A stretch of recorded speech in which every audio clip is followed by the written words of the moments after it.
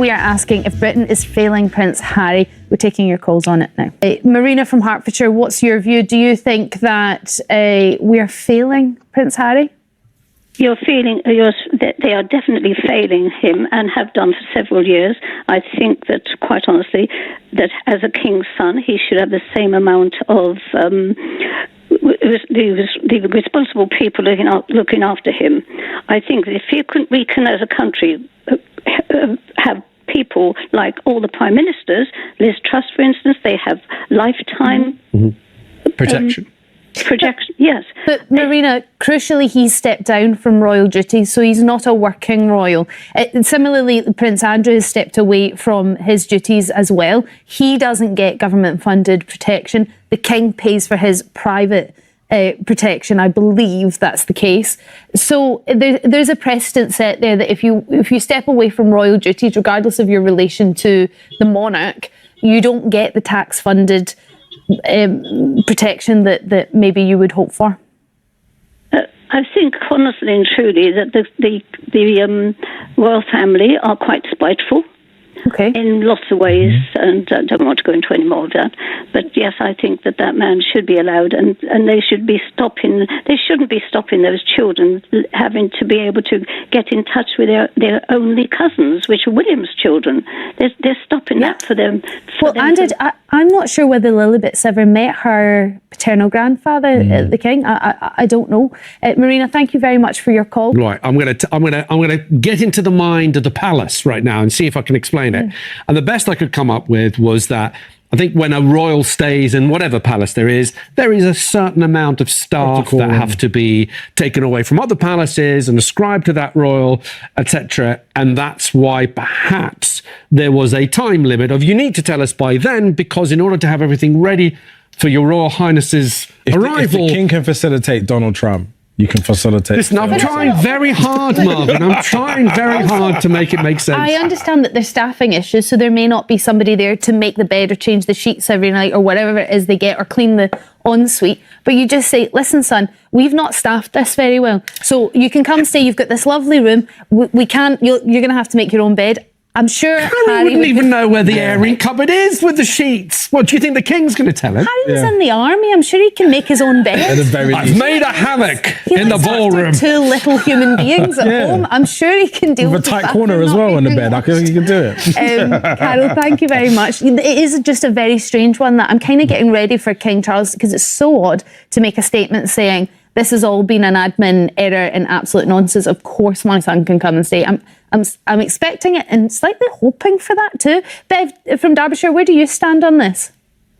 Well, the way I stand on this is I think we're letting him down, and it's absolutely disgusting that damned if he does and damned if he doesn't. If we can put up Donald Trump, you can do all these other people. You've got Liz Truss, and she's got protection. And what does she do? She only stayed how many minutes in Parliament? About 5. It's absolutely ridiculous. But Bev, she was a head of state. Donald Trump is the president of America. He is the King's son. Okay, then Bev, Andrew is the King's brother. Should we be paying for his security? Listen, I'm just saying, he's coming over for a short visit. You know, that's a way of avoiding the question there, Bev. Should we be paying for Prince Andrew's protection because he is the King's brother, the late Queen's son? Listen, no, because that's his brother. I think family is different. It's a simple family line. You've got to think about it. If anything happened to King Charles, you know, it goes down his line to see who's going to be sitting on the throne. It's not going to go to Andrew, so let's not put Andrew into Andrew's this still, what is he, 8th? I can't remember what fell down. Further down. Is he slightly further down? He's still in the line of succession. It's just, please, do things right. And it's just because the media has made up their mind that they don't like him, and they're putting all these things out, and they're trying to turn the public against Harry. That's all they always do. And I'm sorry to say that there are more people that are still supporting Harry. You know, the media may say one thing, but we support it. Bev, I'm going to interject because we have another call, and also to say I was right, he is 8th. 8th. Rose from Dorset. I just like to tell people when I'm right. It's not often, so when it happens, I like to put a little exclamation mark on it. Rose from Dorset, what's your thoughts? Well, I'm always wondering why they don't, why King Charles doesn't go over to visit them. He's their granddad. Why can't he go visit them? Yeah. Well, it's easier for him to go over there than 4 of them. I don't think it's very easy for the king to make a visit like that. He visited Donald Trump. You think he But that was a state visit. That was a state visit. He can't just get on the royal jet and just go and have a little visit. The king should be doing. If you can't do that as a king, I don't want to be king anymore. The problem is you have the royal family as an institution, and then you have a family and its baggage. And when you put the two together, you have problems. But I feel like fundamentally they are together and they have been put together. The Queen has always kept it as one thing because she hasn't made any special favours for her sister, for any members of her family. They've had to deal with the fact that your role comes first, and his role in being here is that he should be secured. Imagine, as you said, if something happened, the idea that the international community would know that could happen on our own watch because they didn't share information. We do need to bring this to a close, but I think Harry's looking back to his mum, who was obviously, her protection was taken away from her after the divorce, and we all know how that ended. Rose, thank you very much. Thank you for all your calls on this. Let's set the scene properly, because if you only skim the tabloid headlines, you'd think this was some throwaway scheduling issue. It wasn't. During Harry's most recent visit to the UK, word came out that his planned stay at Buckingham Palace had been quietly scrapped.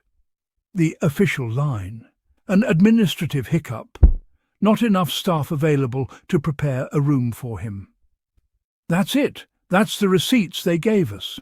Now, on paper, that might sound almost believable, until you actually think about it for more than 5 seconds. And that's exactly what a caller named Marina from Hertfordshire did on air. And family, she articulated it better than half the professional royal commentators get paid to. Marina's point was simple and devastating. Harry is the son of a reigning king. He should be entitled to at least the same baseline of protection and care that Britain extends to people with a fraction of his connection to the crown. She reminded listeners that former prime ministers, she specifically named Liz Truss, who was in office for a matter of weeks, receive lifetime state-funded protection. Weeks, squaddies, a matter of weeks in office, and a security detail for life. Meanwhile, a man who was second in line to the throne for the majority of his existence, a man with documented real threats against him, gets told there's a staffing shortage. One of the hosts tried to defend the firm's position, arguing that royal residences run on fixed staffing and that housing a working royal requires reassigning staff in advance. Logistics, essentially. Fine. Let's actually humour that excuse for a moment. Then somebody explained Donald Trump. Because here's the comparison that blew the entire staffing excuse out of the water. Buckingham Palace and Windsor pulled off a full state visit for a sitting foreign president. Ceremonial welcome, accommodations, security coordination, the entire machine, without a single complaint about capacity. But suddenly, when it's the king's own son needing a bed made up, the institution simply can't manage it. That's not an operational limitation, family. That's a decision. The firm chose, once again, that Harry isn't worth the effort. And can we talk about how absurd the actual justification got? One caller joked that Harry, a man who served in the British Army, who's changed diapers at 3 a.m. for 2 small kids, is probably capable of making his own bed if housekeeping doesn't get to it.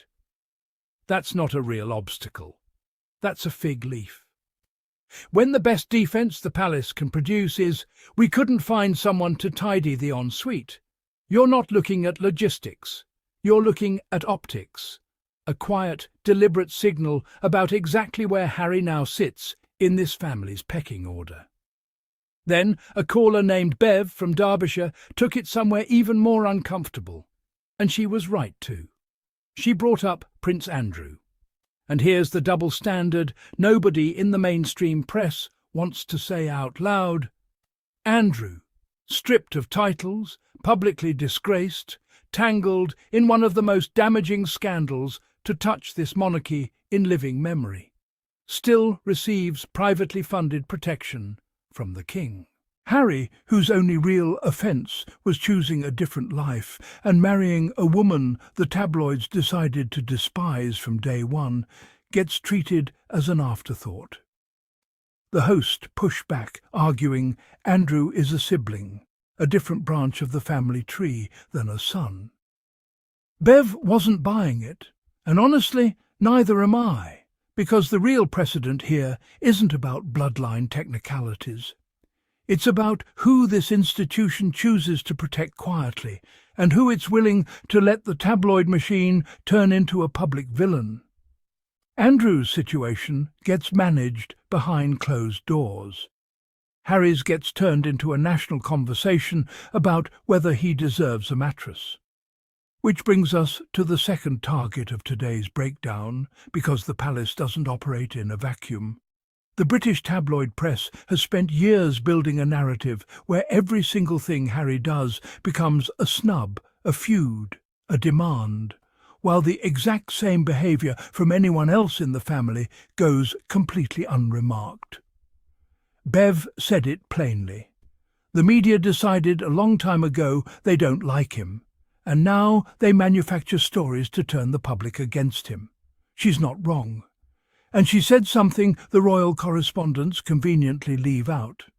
Despite the non-stop negative spin, there's still a massive base of British support for Harry that never makes it into the headlines. That's the pattern, squaddies. Every time the institution looks petty or cold, the story somehow gets rewritten into Harry causes another rift. The framing does the work the facts can't. Now, here's the part of this call-in that cuts deepest. A caller named Rose from Dorset asked the one question every royal correspondent in this country has been too careful, too polite, or too complicit to ask directly. Why doesn't King Charles just go see them? Think about how simple that question is. Rose didn't ask about protocol or precedent or constitutional convention. She asked it the way any grandmother would ask about any family. Why doesn't a grandfather get on a plane to see his own grandchildren?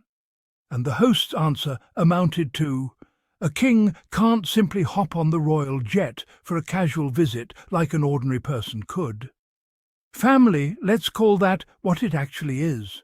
It's not a wall, it's a choice wearing a constraint as a disguise. Because kings absolutely make time for what they've decided matters.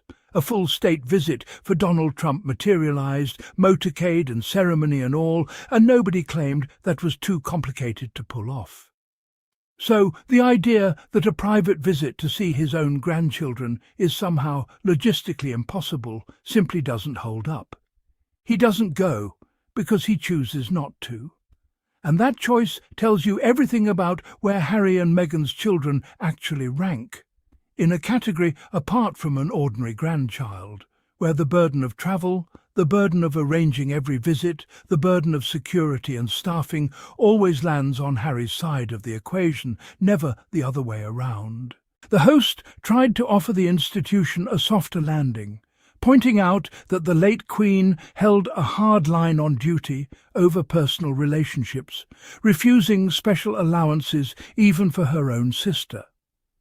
Here's where I need you to really sit with the distinction, family, because the tabloids love blurring these two ideas together. The institution treats everyone equally, and the institution treats Harry uniquely badly are not the same statement, and they are not the same reality. If Andrew, a man credibly accused of the most serious wrongdoing imaginable, stripped publicly of his military titles and royal patronages, still receives privately funded protection from the king, then the we treat everyone the same, no special favours, Defence collapses the second you apply it to Harry's actual circumstances.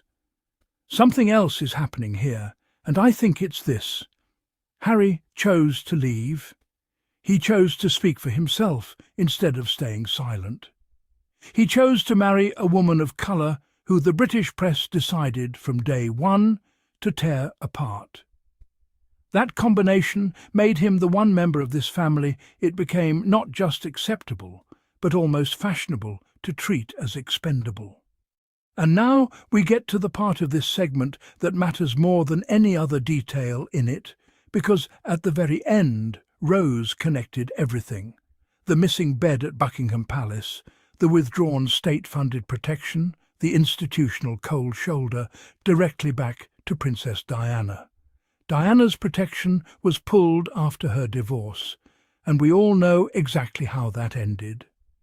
I don't say this lightly, family, and I don't think Rose said it lightly either.